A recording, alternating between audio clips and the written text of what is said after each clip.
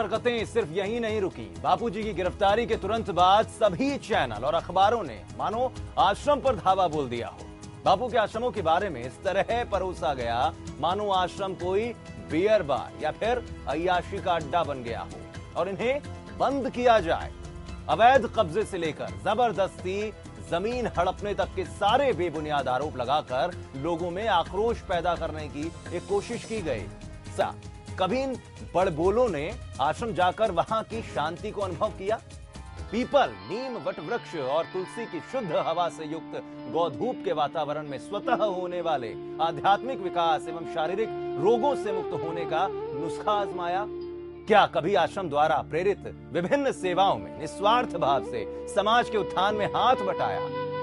कभी नहीं। अगर ऐसा रत्ती भर भी किया होता तो ऐसे महापुरुष के बारे में अनर्गल बोलने या फिर लिखने से पहले तथ्यों की जांच जरूर होती। जी हां, हकीकत यह है कि मीडिया अपने ही जाल में खुद फंस चुका है। कई सालों से जमीनों पर कब्जे करने और आश्रम सील करने की बात कही गई, लेकिन आज तक कोई भी मामला सिद्ध करके नहीं दिखाया गया। 425 आश्रमों में से सिर्फ 2 या 3 आश्रमों की बाउंड्री की सीमाओं का सही आकलन न होने के कारण कुछ हिस्से हटा दिए गए। नासिक आश्रम की दीवार सरकारी रोड बनाने के लिए हटाई गई और इन्हीं कुछ दृश्यों को दिखाकर जनता को खूब गुमराह किया गया कि आश्रम सील कर दिए गए। जयेंद्र सरस्वती को भी 2004 में बड़ी ही बर्बरता पूर्वक जेल में ठूंस दिया गया। तब बापूजी से यह अत्याचार सहन नहीं हुआ और बापू भी मैदान में कूद पड़े। उस वक्त बापू ने जंतर मंतर पर अनशन भी किया था। इस पार्टी पर कोई मेहरबानी नहीं कर रहा, मैं किसी पर कोई मेहरबानी नहीं कर रहा। मैं उस देव की प्रेरणा से आया।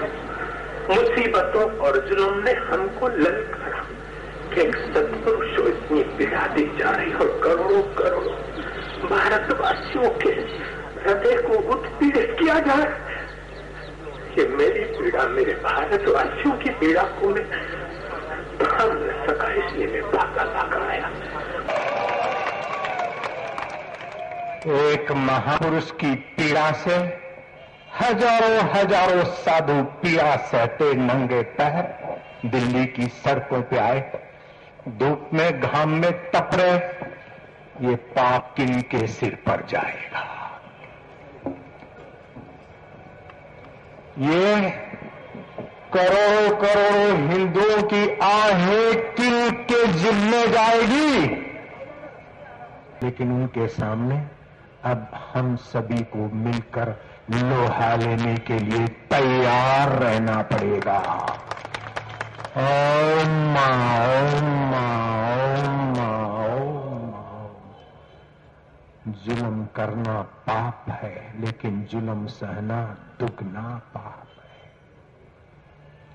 जुल्मी को मौका देना जुल्म सहने वाले का दुगना पाप हो जाता है।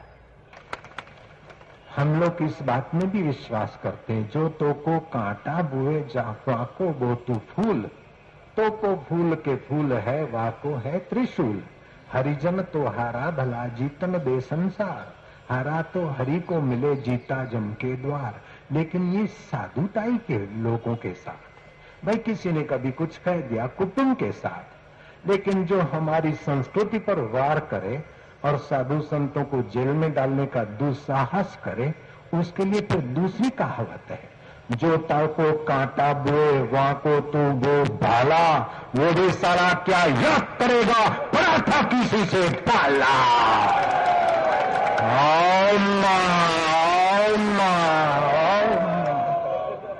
संत कृपालु जी महाराज हो या फिर डेरा सच्चा सौदा के बाबा राम रहीम, अथवा योग गुरु स्वामी रामदेव या फिर स्वामी नित्यानंद महाराज, सभी संतों पर किसी न किसी तरीके के आरोप लगाकर उन्हें प्रताड़ित किया जा चुका है। हम जनता से अपील करते हैं कि ऐसे लालची और 2 पैसों के अखबार और चैनलों से सावधान रहें। कि आपको गुमराह करने की गंदी साजिश है और इन दलालों का तो कहना ही क्या, अंग्रेजों की नीति अपनाकर साधु को लड़ाकर उनके भक्तों को आपस में एवं समाज से लड़वाकर हिंदुत्व को नष्ट करने की साजिश स्पष्ट रूप से दिखाई पड़ती है।